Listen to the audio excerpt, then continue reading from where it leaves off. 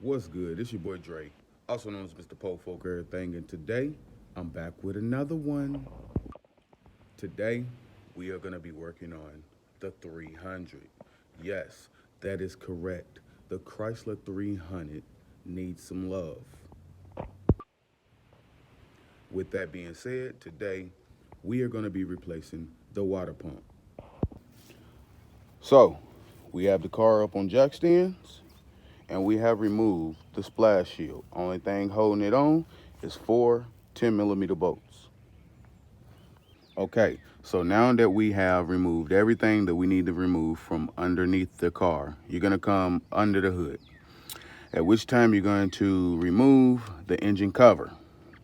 Then you're going to loosen the two clamps, which are 8 millimeter, and you're gonna remove the intake tube.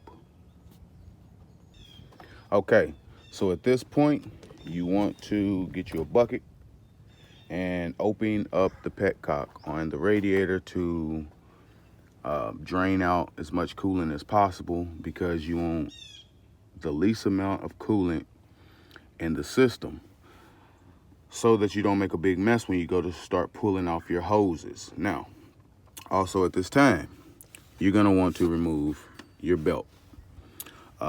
Make sure that when you do so, you either take pictures of how the belt was routed or draw yourself a diagram, because as you can see, there is no diagram on this car whatsoever to be able to route that belt. So once again, make sure you take some pictures or draw a diagram of how the belt is routing, so that when you're putting the belt back on, you know exactly how it goes. Okay, so the water pump is going to have 11 13 millimeter bolts that are holding it on. You're also going to have two 13 millimeter bolts holding on the thermostat housing. Now, what I like to do is I take them out one at a time. I get my new water pump, and when I take a bolt out, I put that bolt in the corresponding spot, just because every bolt is a different length. So to keep from getting them mixed up or putting them in the wrong spot, if you take them out one at a time and put them in the corresponding spot on the new water pump, then you won't get them mixed up. Just a little tip. Okay, so the water pump is off. The hardest part was getting that lower radiator hose off. It took a lot of manipulation to be able to get it off, but there is a decent amount of flex that's in that hose, so you are able to do so.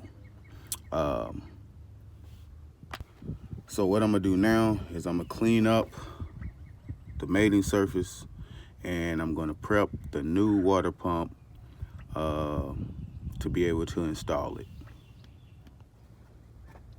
Okay, as you can see, we have everything buttoned back up. Now, at this point, the only thing we have left to do will be to refill our system with fresh coolant. Now, if you look here, this is your bleeder screw on the front of your water pump. You're going to remove that.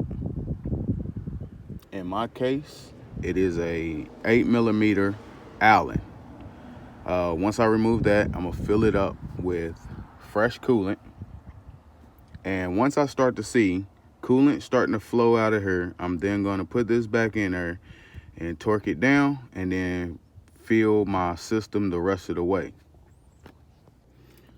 So as you can see, I have coolant coming out of that hole. So now I'm gonna put that bleeder screw back in. Now, I opted to put a little Teflon tape on it, but you do not have to.